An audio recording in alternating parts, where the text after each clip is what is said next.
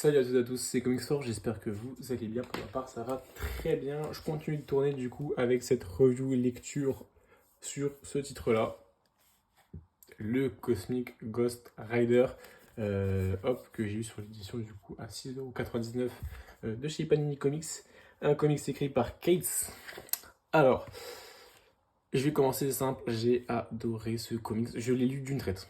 C'est très rare que j'ai des comics d'une traite, mais celui-là, je l'ai vraiment lu d'une traite, avec Dylan Burnett au dessin, ça marche totalement sur moi.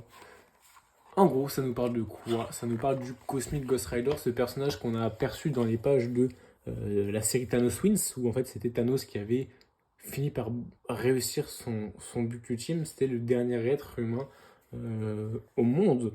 Et il y avait dans cette série où c'est pas le personnage principal, on voit un personnage qui s'appelle Cosmic Ghost Rider, donc c'est en fait le serviteur de ce Thanos ultime, qui est en fait une sorte de mélange entre le Punisher et le Ghost Rider, et aussi qui a des pouvoirs de héros de Galactus. Donc c'est un mix de tout, et on retrouve du coup dans ce récit ce personnage qui est le Punisher, donc qui est vieillissant, et qui est un personnage qui est hanté par la malédiction du Ghost Rider, avec des pouvoirs en surplus évidemment, totalement cheatés de héros. Donc le récit est très simple. Il a une mission, c'est d'essayer de stopper Thanos. Que Thanos ne devienne pas cet homme. Cet homme qui détruit tout le monde entier, ce meurtrier sanguinaire, ce tueur de masse. Alors comment il va faire? Il va se dire, bah c'est simple, je vais tuer l'enfant directement. Sauf que vous connaissez le Punisher. Alors certes c'est un tueur, mais c'est un tueur qui a toujours des bonnes raisons. C'est pas quelqu'un qui va tuer des innocents ou qui va. C'est un tueur, c'est quelqu'un qui a c'est un anti-héros, mais c'est quelqu'un qui a une conscience. Et sa conscience l'empêche de tuer un enfant qui est pour le coup innocent à l'heure où il en est en fait. Ce bébé Thanos est innocent, il n'a jamais tué personne. Voilà, c'est bébé Thanos en fait, c'est un bébé. Alors moi ça m'a fait beaucoup penser au délire de bébé Yoda, où on prend un personnage iconique et on le rend bébé et un peu mignon, et voilà, on l'emmène partout. Sauf que là, c'est bébé Thanos, bah, ça reste un Thanos, hein, ça reste un tueur sanguinaire, donc il va tout faire pour éviter que ce Thanos voit des meurtres, voit des combats, voit de la violence. Mais évidemment que c'est impossible dans ce monde-là où Galactus arrive directement là où il l'emmène, où évidemment que c'est Punisher, donc forcément qu'il y a plein de personnes qui vont avoir la même idée de tuer ce bébé Thanos. Donc, en train de parler, c'est assez incroyable, c'est qu'en fait, même en faisant tout ce qu'il peut pour le protéger, pour l'éloigner de ça, bah, il n'y arrivera pas, il n'y arrivera jamais en fait. On a des personnages voilà, comme Watu qui interviennent parce qu'il dit que voilà, cette décision est merdique. On a un combat qui est super intéressant entre les gardiens de la galaxie, de ce monde-là en fait, du futur qui viennent. Alors dedans, il y a le Fléau-Ward, donc c'est un mélange entre Howard the Duck et le Fléau. Captain Marvel avec le bouclier de. En fait, c'est Kamala Khan en fait, en mode Captain America, jubilé, c'est tout. Iron Groot, donc Iron Man mélangé avec Groot et Rocket, Raccoon, donc faut suivre. Et Cable. Donc Cable qui va être le personnage, le leader de cette équipe-là. Et en fait, simplement, ils vont mourir. Ils vont mourir par la main de Galactus par exemple. Et en fait, à la suite, il va se téléporter et revenir à chaque fois avec un nombre de personnages, littéralement tout l'univers Marvel. Évidemment, le Cosmic Ghost Rider est un personnage qui est surcheaté, donc voilà, ça va être un personnage qui est très très très sanguinaire. Il va littéralement tuer tout cet univers, littéralement. On va en voir des héros défiler, avec ce câble qui repart, qui revient. On va en voir, évidemment, il va avoir du mal au bout d'un moment. Quand t'as tout l'univers du monde, tout l'univers littéralement sur toi, bah tu te prends un coup et voilà, tu perds. Mais du coup, bah forcément, ça va énerver ce Thanos qui était dans les mains de Watu. Watu qui avait une seule mission, c'était de lui cacher ça. Et voilà, Thanos va faire ses premiers meurtres.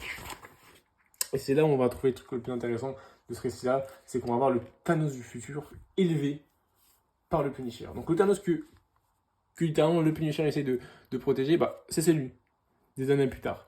Et j'étais assez surpris. Il y a des bons twists en fait où on voit directement, il l'emmène dans son monde. Et on voit que c'est vraiment, voilà, c'est magnifique. Avec des gens qui déjeunent. C'est vraiment magnifique. Évidemment, on parle de Thanos. Donc voilà, c'est caché. En fait, il cache littéralement un monde, une prison. En fait, c'est littéralement. Voilà. Voilà. Il cache quelque chose, quoi. Il cache une pénitence. Voilà. Et c'est assez fou. On va avoir du coup des combats entre ce Thanos-là. Euh, c'est incroyable en fait, dans le sens où c'est un récit c'est un what if. Un what if ou c'est un univers parallèle en fait, où je trouve qu'il est très très très prenant. On a envie d'en savoir plus limite. On a envie d'avoir plusieurs tomes sur ce truc-là. C'est très bête, c'est pas prise de tête, c'est pas hyper réfléchi honnêtement. On a des petits trucs, des petits messages, des petits clins d'œil à droite à gauche. On voit du monde, on voit du combat, on voit des personnages qu'on aime retrouver. Mais voilà, Frank Castle, évidemment qu'on l'aime. Et Thanos, évidemment que c'est un personnage qu'on aime. Mais voilà, les voir avec. Je trouve que ce Frank Castle mélangé à ce Ghost Rider a une double personnalité qui est hyper intéressante et qui est vraiment bien écrite pour le coup. Je trouve que c'est vraiment une réussite de A à Z de Donny Cates. C'est à l'époque où il était encore très bon dans l'univers Marvel. Il ne nous avait pas voilà, fait ce Hulk ou ce Thor d'ailleurs aussi. Hein. Non, c'est vraiment bien. J'ai vraiment kiffé avec ce- On a un voyage dans le temps, en fait. On a des voyages dans le temps du futur, du passé. Mais ils sont très bien faits, en fait. Ils sont pas en mode oh, c'est chiant, là, il y a un mec qui vient du futur, qui parle pour le mec du passé, qui essaye d'être protégé par un mec du présent. Enfin, c'est pas un truc comme ça. C'est vraiment pas un truc prise de tête. C'est un truc de voilà. Il y a un mec du futur qui vient, il a une raison, voilà, il repart. Nous, on va dans le futur, on est du futur. En fait, c'est super bien expliqué, c'est fait de manière très soft. Et, et c'est super cool. Et évidemment, on a ce combat épique, littéralement épique entre ce Thanos qui est Thanos. Hein. Alors, certes, c'est pas un Thanos 5 gemmes d'infini, mais c'est un Thanos qui, quand même, reste un être hyper puissant de cet univers Marvel, même sans les gemmes. Enfin, sans les pierres, excusez-moi. Et voilà. Voilà, on voit vraiment le pouvoir de Ghost Rider, de ce Frank Castle, de cet univers-là. Et c'est super cool. C'est super, super cool.